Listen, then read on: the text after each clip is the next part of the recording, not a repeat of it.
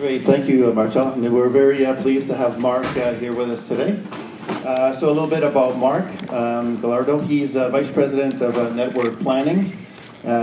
He's responsible for overseeing the development and implementation of very important profitable network planning for all Air Canada carriers, including Air Canada Mainline, of course, Air Canada Rouge, as well as all carriers operating under the Air Canada Express brand, including Jazz Aviation, Sky Regional, Air Georgian, and Eva's Air.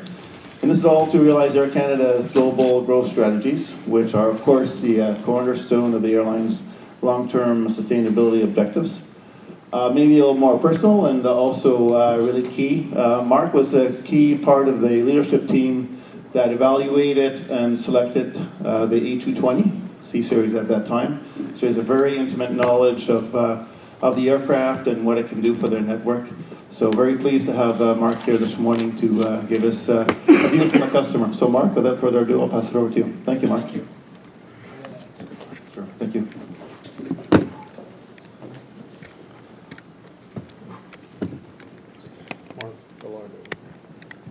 Donc, bonjour à tous. Et c'est un plaisir pour moi d'être ici aujourd'hui. Je suis très heureux d'avoir l'occasion de vous donner un aperçu des raisons pour lesquelles Air Canada a choisi l'A220 d'Airbus. Et j'aimerais aussi vous dire ce que nous croyons que cet appareil remarquable peut apporter à notre entreprise. Tout d'abord, je tiens à faire preuve de transparence totale. Air Canada, nous éprouvons un sentiment de propriété à l'égard de l'A220 depuis le début de son programme de développement. En tant que transporteur national du Canada, nous appuyons les technologies conçues chez nous et en particulier l'industrie canadienne de l'aviation. To us, the then C-Series program was an incredible challenge and opportunity. We were proud to see this bold undertaking by a Canadian firm, one literally located across the street from our company's head office in Montreal. Although it was a very sound business decision, and I'll explain in a moment why that was, our choice of the A220 was also based on our desire to support a national fellow aviation champion. This explains the timing of our announcement in February 2016, when we placed a firm order for the purchase of 45 jets with options for 30 more. The order came at a crucial time in the program when orders were hard to come by. Some media even described our purchase as a lifeline. We felt our order from a major North American carrier would be taken as a vote of confidence and stabilize the program. And Bombardier did in fact go on to win additional major orders, notably from Delta. I, however, would like to be clear on the following.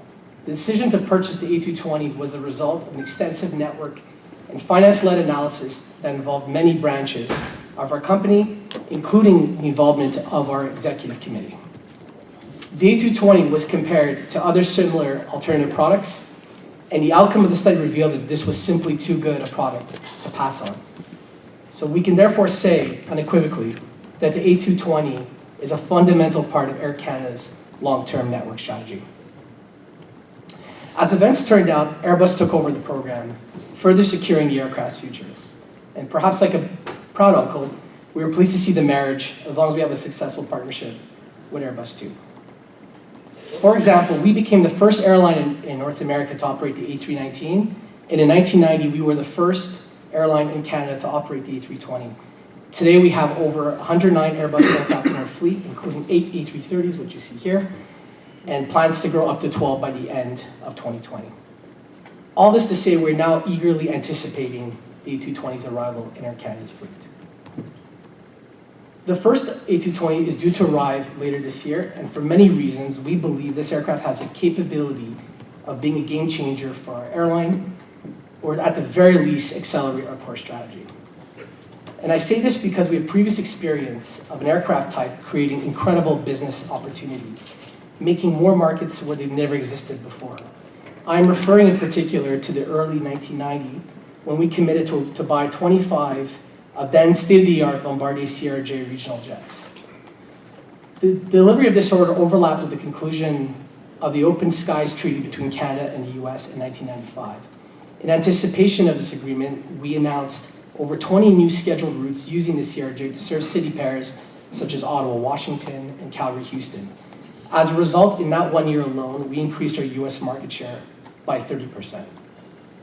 While the market has changed from a regulatory perspective, we were able to take advantage of this change because we had the right aircraft to serve the thin transborder routes that the Open Skies Treaty opened up.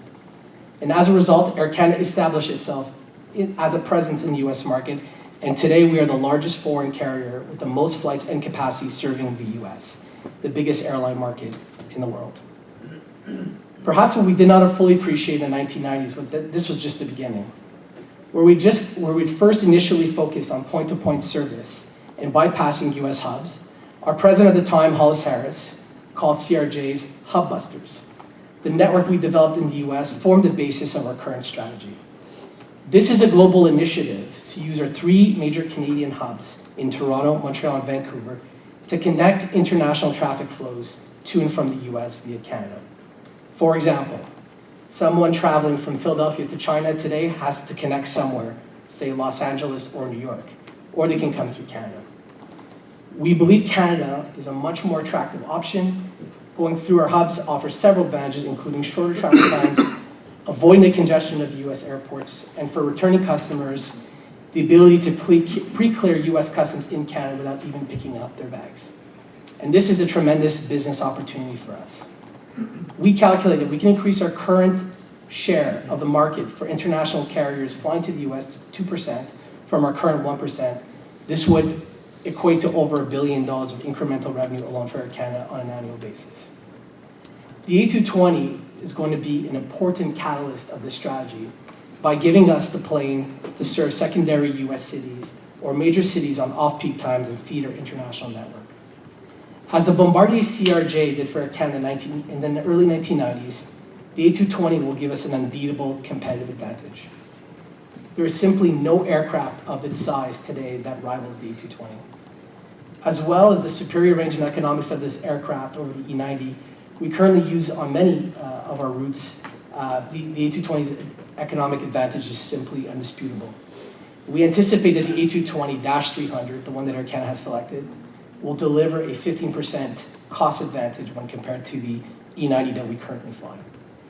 As well, Air Canada, which was named the Eco Airline of the Year in 2018 by Air Transport World, we take great pride in sustainability programs. Since 1990, we've increased our fuel efficiency by 40%, and the more fuel efficient A220 will help us achieve more sustainability gains in the long term. The A220 is also famous for being a quiet aircraft, which reduces noise, pollution, and supports our noise abatement programs at various airports, and in particular in Canada. With its longer range, it will also offer greater deployment opportunities. It will enable Air Canada to serve new markets not suited to today's larger aircraft like the Boeing 737 MAX or the Airbus A321. In Air Canada's network, the A220 will be positioned on high-frequency, medium-volume routes such as Montreal-Calgary and Toronto-Seattle. But more importantly, the A220 will give us suitable economics to consider new route opportunities. Over the course of 2019, the network planning team will study the economic viability of new routes such as Montreal-Seattle, Toronto-San Jose, California, and Vancouver-Halifax, just to name a few.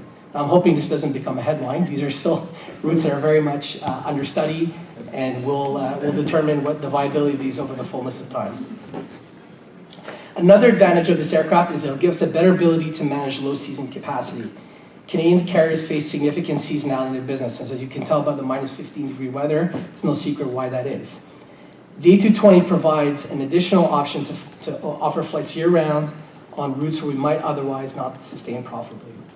And this will allow Air Canada to maintain its presence in certain seasonal markets and keep the loyalty of frequent flyers on this route. Another aspect of this aircraft that we believe will drive growth in the superior customer appeal. The A220 offers products in unparalleled comfort over similar sized narrow-body aircraft. I'm sorry that I cannot share our LOPA or our configuration today, but I can tell you our A220 will feature the widest seat in the market, more headroom, more overhead bin space, a greater feeling of spaciousness, and bigger windows on par of what the 787 Dreamliner offers today. We have no doubt customers will absolutely love to fly this aircraft, and our domestic competitors will have little to match it. This in turn will let us offer more direct routings and more frequency, which particularly appeals to higher yielding business customers. In terms of deliveries, as I mentioned, the first aircraft arrives this year, and at the end state, 45 A220-300s will be in Air Canada fleet by 2022. We will have 15 by the end of 2020. En ce qui concerne les déploiements, les 25 premiers exemplaires livrés devraient remplacer les appareils Embraer 190 du parc aérien principal d'actuel d'Air Canada. Les autres seront affectés au soutien de l'essor des plaques tournantes et du réseau de la société. Par ailleurs, nous considérons l'A220 comme un moteur de croissance pour les nouvelles liaisons. Nous comptons dévoiler nos plans de mise en ligne au cours du deuxième ou du troisième trimestre de cette année. Mais je pense que je vous ai déjà donné aujourd'hui une très bonne idée du rôle que joueront ces appareils. Merci, and I'll be pleased to take some questions.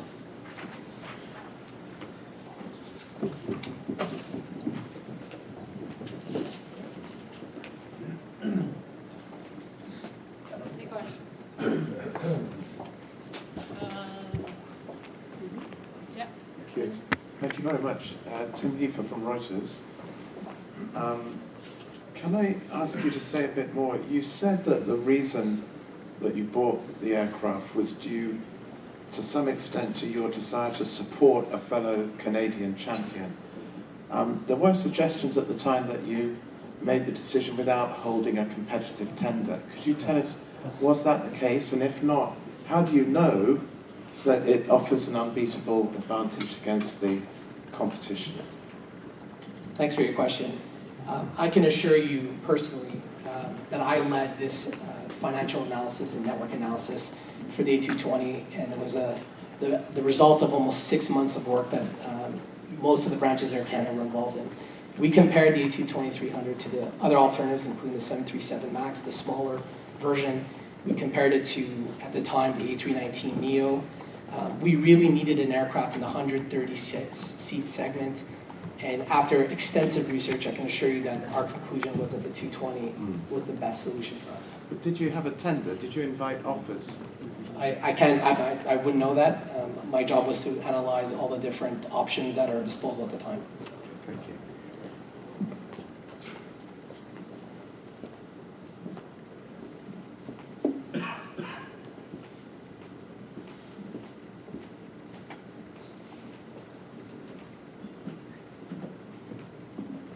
I'm Ted Reed from Forbes. I didn't quite understand what you said about using this aircraft to fly Toronto, Philadelphia to feed your China flights. You already fly Toronto, Philadelphia, right? Sorry, let me clarify. So our strategy at Air Canada, in part, is to connect what we call Sixth Freedom traffic over our Canadian hubs, Montreal, Toronto, and Vancouver.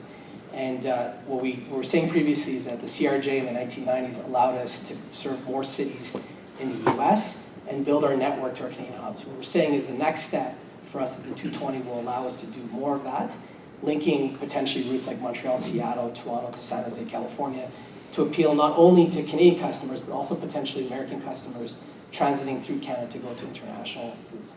So what was the reference to Philadelphia? It was just an example of the type of customer or the type of city pair that Canada becomes a very attractive connection opportunity.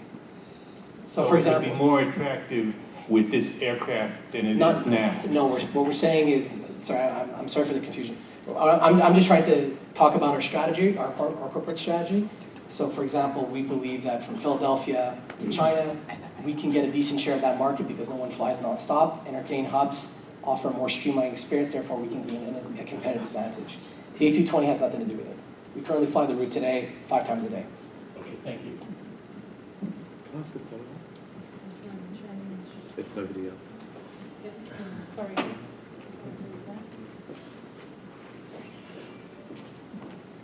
Yeah, sorry, maybe say your name. Jens Flotter with Aviation Week.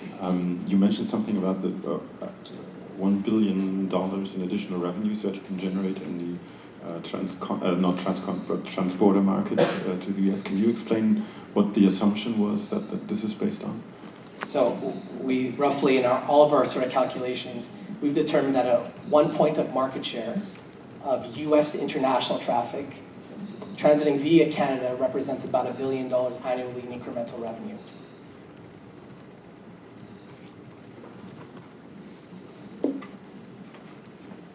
Sorry.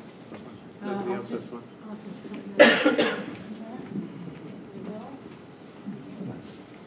Bruno Trevidic, Les Echos. Would you have the use of the ETOPS certification for your future operations?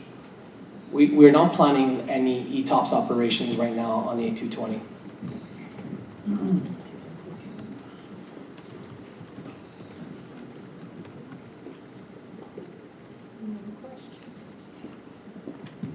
Sorry, if I could ask a follow-up.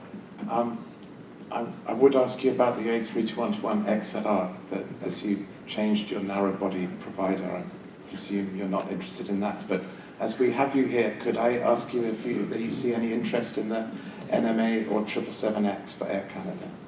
Thank you. So I won't comment on the 777X or the M&A right now. We're more than satisfied with our fleet plan heading sort of towards the 2025 period. However, I will say that we do find the narrow-body transatlantic option interesting, compelling, and is something that we will study in the fullness of time. Including the XLR, even? XLR MAX opportunities. We currently fly the 737 MAX across the Atlantic. It's working quite favorably for us, so we'll see as we study both types which one is the preferred option. Oh, okay. If an option at all. So you could conceivably place an order for the XLR, even having switched your narrow-body choice to Boeing a few years ago. I think that's really premature.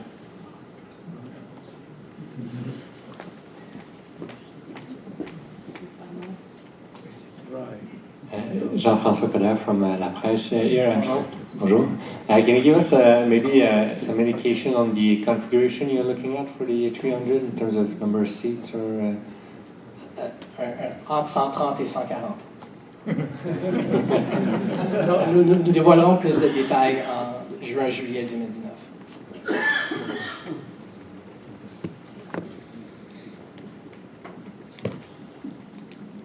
Oui, Sylvain Larocque, Journal de Montréal. On parle de Montréal, Vancouver. Vous avez parlé de l'Halifax. Est-ce que ça pourrait aller à des villes même de la taille de Québec pour la 220? Ça se pourrait certainement, des destinations, des routes comme Québec-Calgary, ça peut être un outil qui aide à développer ça. Mais je dirais à court et moyen terme, il n'y a pas de plan d'ouvrir avec des 220. On veut commencer avec nos 3 plaques principales et après ça, on va voir les opportunités. Merci. Je sais que non, tu as Une ou deux plus. Voilà, très peu de temps, on me dit. Donc, one or two more questions, anybody? Good? Yeah? Okay. Thank you so much. Thank you.